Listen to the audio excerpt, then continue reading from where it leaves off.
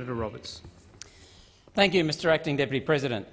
As a servant to the people of Queensland and Australia, I know that Australians value a fair go and being fair dinkum. Free trade sounds nice, yet we need in Australia fair trade. And I want to make 3 points, and I will discuss the government's trap. Firstly, the Indonesia, Peru and Hong Kong free trade agreements, bundled together as one job lot.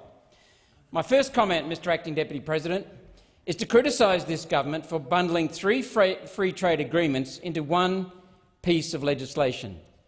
It is no wonder that we are being forced to vote for or against these agreements as some bizarre job lot, because the Indonesia-Australia Comprehensive Economic Partnership Agreement is rotten. It is bad for our country. The dishonesty from this government extends beyond bundling the agreements. It extends to the lies this government is telling about the agreements. So let me talk about the ISDS, the Investor-State Dispute Settlement provisions in all 3 of these agreements before us today. These clauses allow private companies to sue the Australian government if our actions cost them money. I'll say it again. These clauses that the government has written into this legislation and that the Labor Party supports allow overseas private companies to sue the Australian government, sue us, if our actions cost them money. So let me give you some examples. When President Putin, who's no shrinking violet, when he came to power, he took on the corrupt oligarchs that exploited the end of communism to steal everything worth stealing and then pay no taxes on all this wealth. Putin cleaned up the oligarchs and many fled overseas. From there, they used ISDS, Investor-State Dispute Settlement provisions, to sue Putin for acting in Russia's best interests and for making them pay their fair share of tax. He wanted these foreign companies to pay their fair share of tax. And those foreign companies won. They beat Vladimir Putin. Now, I know why Prime Minister Morrison loves the ISDS provisions so much, the Investor-State Dispute Settlement.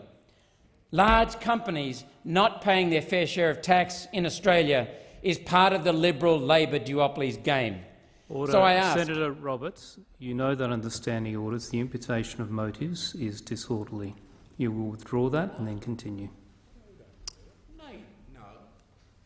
Could you explain, please, Mr Acting Deputy President? You didn't just talk about the government, Senator Roberts. You named the Prime Minister and then named a motive. And under Standing Order 193, that is disorderly. Well, I will rephrase that then. Now I know why Prime Minister Morrison's government loves the ISDS provisions so much. Large corporates not paying their fair share of tax won't happen on this government's watch. Who controls Australia? Who governs Australia? And it's not the Australian elected government. We can also get sued for not doing something. El Salvador, little old El Salvador, decided to leave some of their gold in the ground, as is their right. So a Canadian-Australian company called PacRim sued El Salvador for not letting them mine. PacRim did not have approvals. They did not produce an environmental impact study. They just registered their mining claim and sued El Salvador. And those companies, and PacRim won. El Salvador now has to pay $300 million or let PacRim mine. Who controls El Salvador? Not the El Salvadorian government. Will the same apply to our coal seam gas, Mr Acting Deputy President? Will all our farmers who are already struggling with the worst drought in 100 years, mocked by a government that promises assistance that they never actually get? Will we have no choice but to let Indonesian mining companies unlock the gates and turn productive farms into gas fields and let bulldozers run riot over the productive farmland? And the environment gets it in the neck with this ISDS provisions as well. Not the sky god of warming environmentalism, Mr Acting Deputy President, but real environmentalism. Renco Group Incorporated is a company owned by one of the richest men in America. And they invested in a metal smelter in Peru, which is one of the 10 most polluted mining sites in the world. Peru took Renco to their local court to force Renco to install sulphur filters to make the air in neighbouring villages breathable. A local court found in the villagers' favour, but then Renco moved the case to an ISDS panel and won. Who controls Peru? It's not the Peruvian government. New Zealand doesn't fall for this ISDS nonsense, these ISDS provisions. They don't include that. They look after their sovereignty. Why can't the Australian government under both Liberal and Labor parties do that? The ISDS is just one of One Nation's objections to these provisions. It takes justice away from everyday Australians and moves it into international courts where even a small case costs in the tens of millions of dollars. In these courts, Mr Acting Deputy President, there is no national interest, there is no thoughts of common law protections of our inalienable human rights, no consideration of basic principles of justice. There is no justice. And the government wants to deliberately undermine sovereignty. National interest is being subverted to corporate profits, and to hell with the consequences for everyday Australians. Could this heartless Liberal Nationals government be summed up any better than that? Who controls Australia? Who governs Australia? Not the elected Australian government. So let me turn to another objection, the labour market provisions.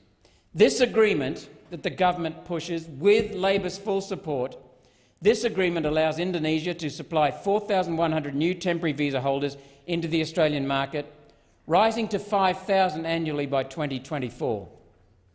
In addition, this agreement requires Australia to send trainers to Indonesia to skill their labour force up to Australian standards so even more can come over. Why is government not asking if they are going to take jobs from everyday Australians? Why is government not asking what effect this will have on the lives, businesses and wages of tradies and construction workers in particular? Mr Acting Deputy President, there are currently 1.4 million of these temporary work visa holders in Australia. Every new trade agreement brings more. Coincidentally, there are also 1.4 million Australians who are unemployed or underemployed. Yet all we hear from the government, and oddly today from the Labor Party, is that this immigration leads to more jobs. How? If more of these workers leads to more jobs, Mr Acting Deputy President, when is that going to happen? When are our 1.4 million unemployed and underemployed going to benefit from all these corporate trade agreements? The answer, Mr Acting Deputy President, is that none will benefit. These agreements exist to bring in large numbers of foreign workers to drive down wages in Australia and maximise corporate profits. Australia is used to that from the Liberal National Party and increasingly in recent years from the Labor Party. So my question, Mr Acting Deputy President, is why is the Australian Labor Party voting for this killer? Aren't the Labor Party supposed to be the party of Labor? Aren't the Labor Party supposed to protect Australian workers? Well, apparently not.